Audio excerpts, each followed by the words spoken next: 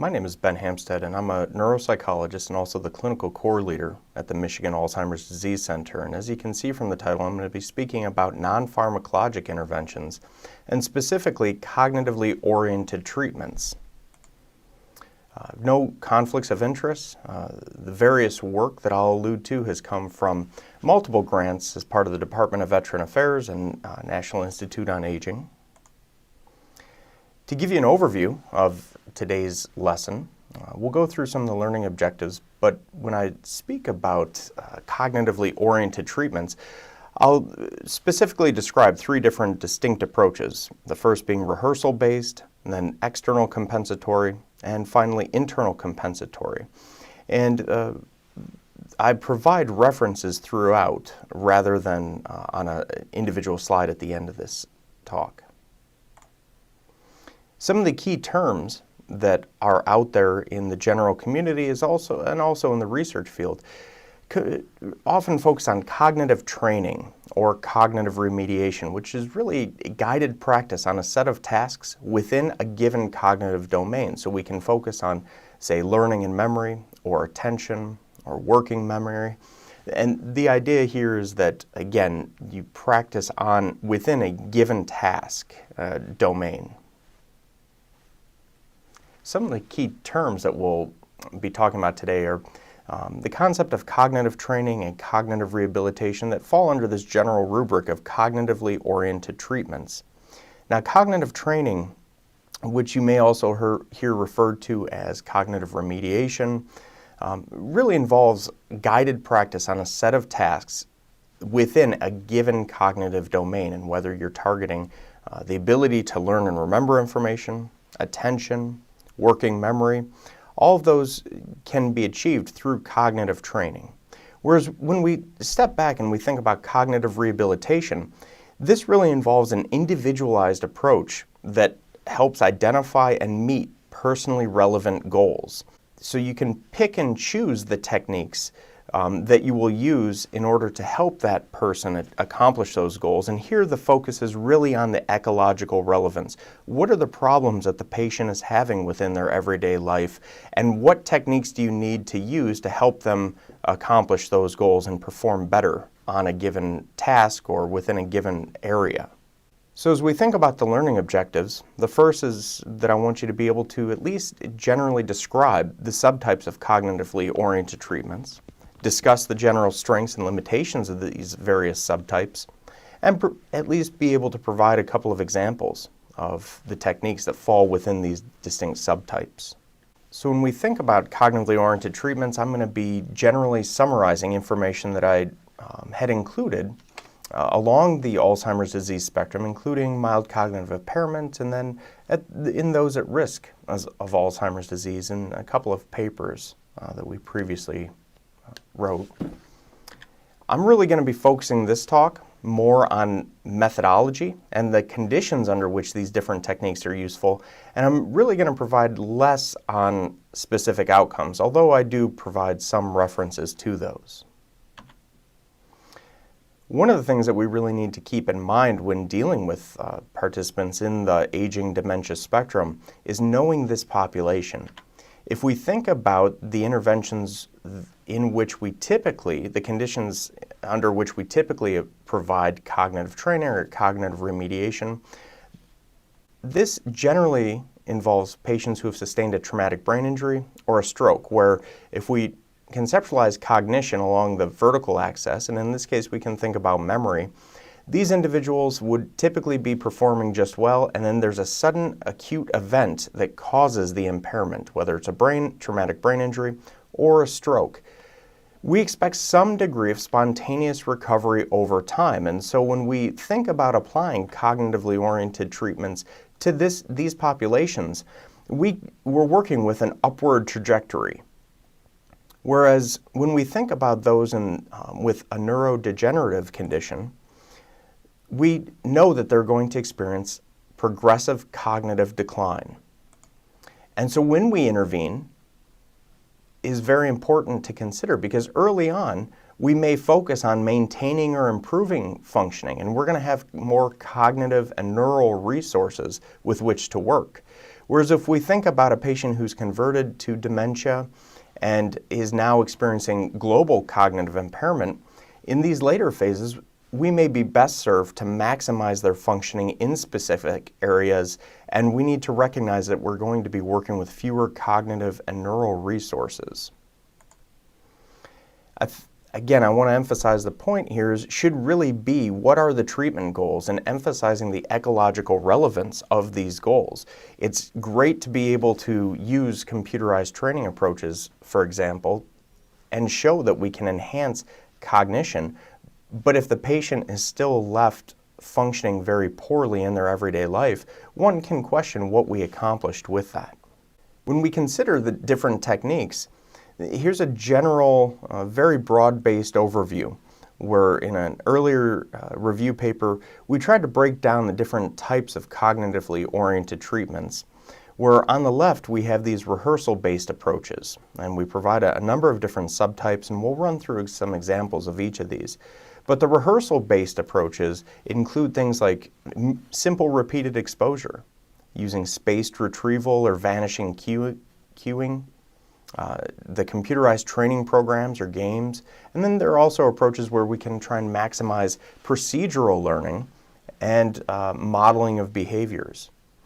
Along the right, you can see that we also have compensatory approaches, and these can be further subdivided into external compensatory approaches, such as things like calendars and notebooks, making lists using smartphones, or guided cueing, compared to then internal approaches, which I'll grossly refer to as mnemonic strategies, that really help us to process information on a deeper and perhaps more meaningful level, and involve intentional cognitive control over the learning and memory process.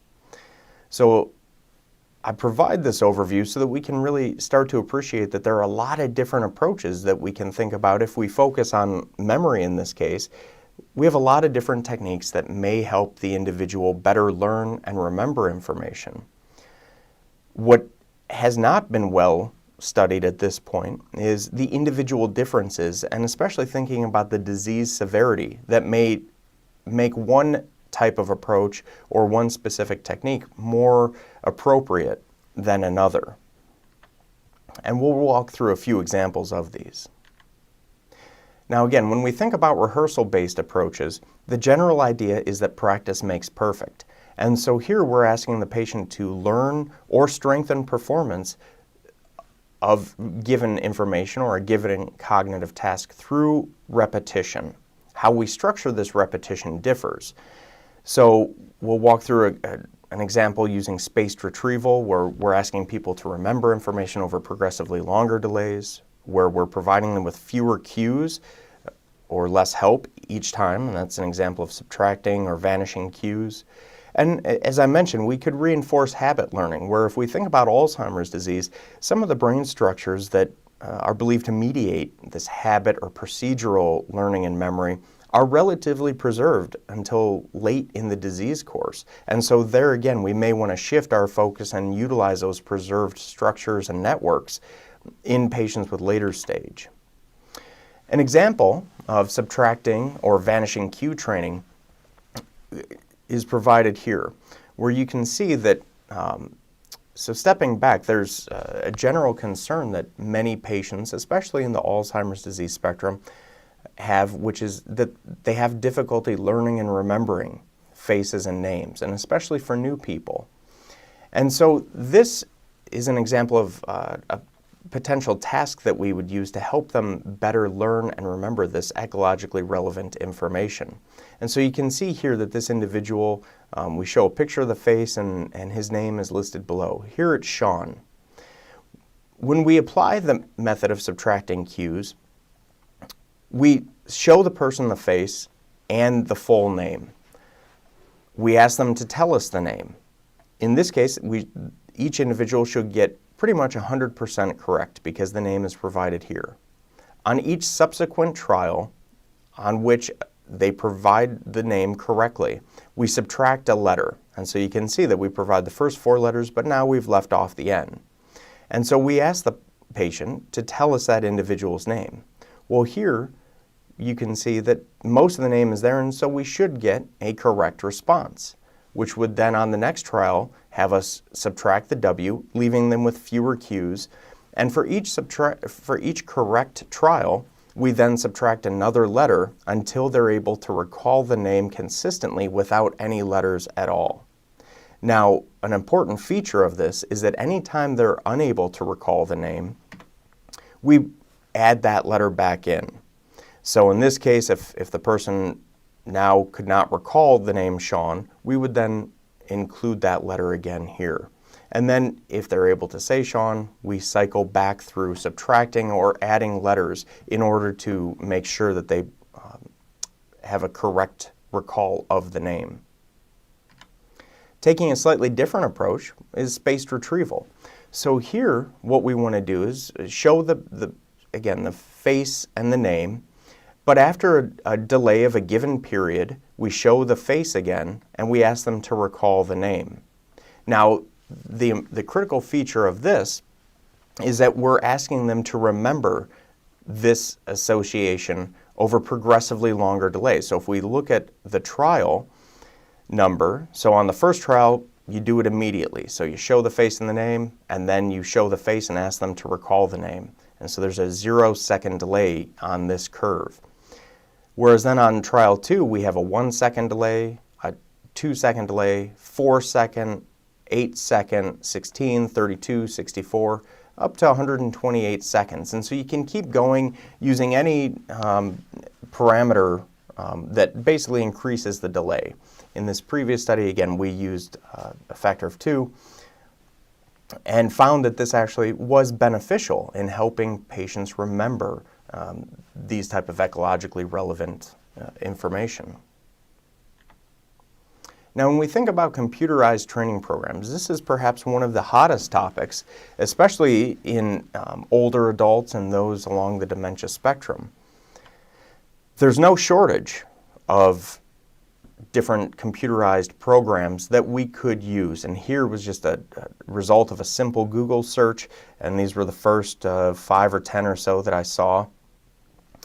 So there's a lot of excitement and a lot of resources there. There's also a lot of misinformation and false claims. And so some of you may be aware that just within the last year or so, Lumosity was fined over $2 million by the FTC for unsupported claims. And specifically, you can see in this bottom paragraph here, they preyed on consumers' fears about age-related cognitive decline and suggested that their games could stave off memory loss, dementia, and even Alzheimer's disease. But Lumosity simply did not have the science to back up its ads.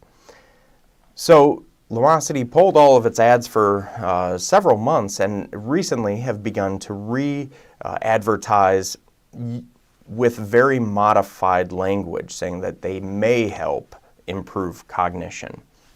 Regardless of the computerized training program, there's some general principles. So typically, the research that's out there has involved having individuals use these programs for 20 to 60 minutes per day over the course of multiple weeks. A clear finding that's emerged is that there are very content-specific gains, and by that I mean that the individual will show improved performance on the tasks that they're trained on. What's less clear are any transfer effects, and whether, for example, if they are able to remember or to perform better in counting the number of frogs on the screen, that doesn't mean that they're going to do better at balancing their checkbook or being able to pay attention to their spouse or family members. There are a number of critical factors that seem to be emerging in the literature. One of them is the duration of training, the timing of training that I'll get to in a second, and as well as whether the program uses an adaptive design in which the level of performance, level of task difficulty is modulated in order to accomplish a given level of performance. So say 80% correct, if we want to keep patients at, say, performing 80% correct, the difficulty of the task is adjusted in order to accomplish that. And that's believed to enhance motivation and give the patients a sense of efficacy that is certainly important when providing intervention. Now, a relatively recent meta-analysis evaluated the effects of these computerized training programs in cognitively healthy older adults. And so there are a couple of key points here, where if we look at the computerized cognitive training versus control conditions, there was a small and statistically significant effect size. And that this persisted in, or was evident in nonverbal memory, verbal memory, where this effect size is especially small, as well as working memory, processing speed, and visual spatial skills. There were no significant effects for executive functioning or attention. Home-based administration was ineffective relative to group-based training. And this is a very important point because this models some of the recommendations that groups such as the American Academy of Rehabilitation Medicine has provided, where really you need a knowledgeable therapist involved. And this, again, reinforces that notion that you can't just send somebody home and expect them to work miracles. You need somebody who's knowledgeable of these general techniques and what you're trying to accomplish. Another interesting finding was that more than 3 training sessions per week was ineffective versus 3 or fewer. And so this is interesting from the standpoint of there seems to be a critical dose response where if you have somebody do these activities more than 3 times a week, you really don't see any additional gains. I'll be curious to see how this holds up in the future, because this would suggest that if we take it to an extreme, that perhaps performing your job on a daily basis means that you won't get any better at doing it than if you only did it intermittently or on a part-time basis. And so I think there's some interesting ramifications of this that we may we'll really have to see if future literature is able to replicate and support that conclusion. Again, there's no evidence for the efficacy of working memory training specifically, and only weak evidence for sessions of less than 30 minutes. So again, there seems to be that critical dose response curve developing. And as they note, these results were focused on healthy older adults, and they didn't really address the durability of these training effects, which is an important point to bring up, because any type of cognitively oriented treatment has been dinged if the results don't persist. But really, if we, again, take a step back and think about interventions in general, what we know is that the effects of any medication are bound to wear off once that medication is out of our system. And so I don't know that it's fair to hold these cognitively oriented treatments to a different standard than we do to pharmacologic agents or any other type of intervention. So if we really think about the pros and cons of rehearsal-based approaches, we know that they're successful for teaching specific content. And again, if we think about applying this to an individual patient, we could think about helping them better learn and remember the name of a church member, which could then have meaningful impact on their everyday life. They're very efficient. So as we talked about, the computer training programs have now made this type of intervention accessible throughout the world and to very wide ranges of individuals. As we also talked about, though, the cons here are that we may not see the generalization. So just because we were able to teach the name of one church member doesn't mean that that's going to help the individual learn the name of a new church member unless we employ those same techniques. So there we would need to repeat training for each new type of information.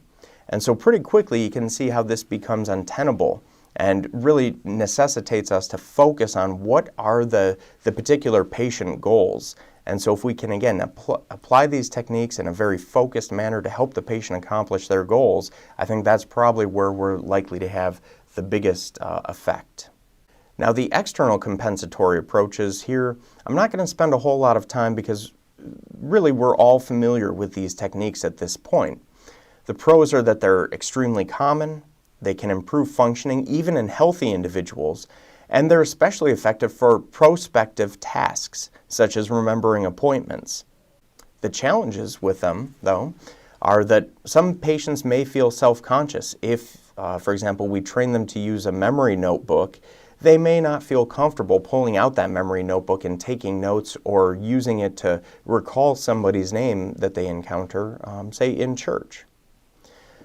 Some of these techniques are especially complex. So the new smartphones, some of our patients may feel overwhelmed or unsure about how to really use it. They may not be appropriate for all tasks. So just because we can use them, it doesn't mean that we should. And so, for example, if we think about remembering the names of individuals that you met, say, 6 months ago, that suddenly becomes very impractical as time passes.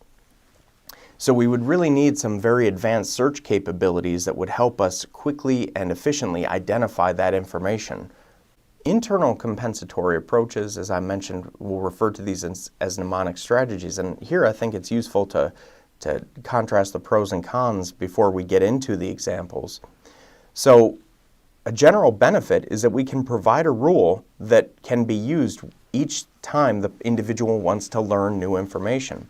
As I mentioned, these increase the depth of processing and may help maximize residual cognitive abilities. And they do that, again, by increasing the structure and the organization of this new information. So we're, again, really requiring the individuals to actively control the learning and recollection process. The difficulty here, though, is that they're effortful and time-consuming.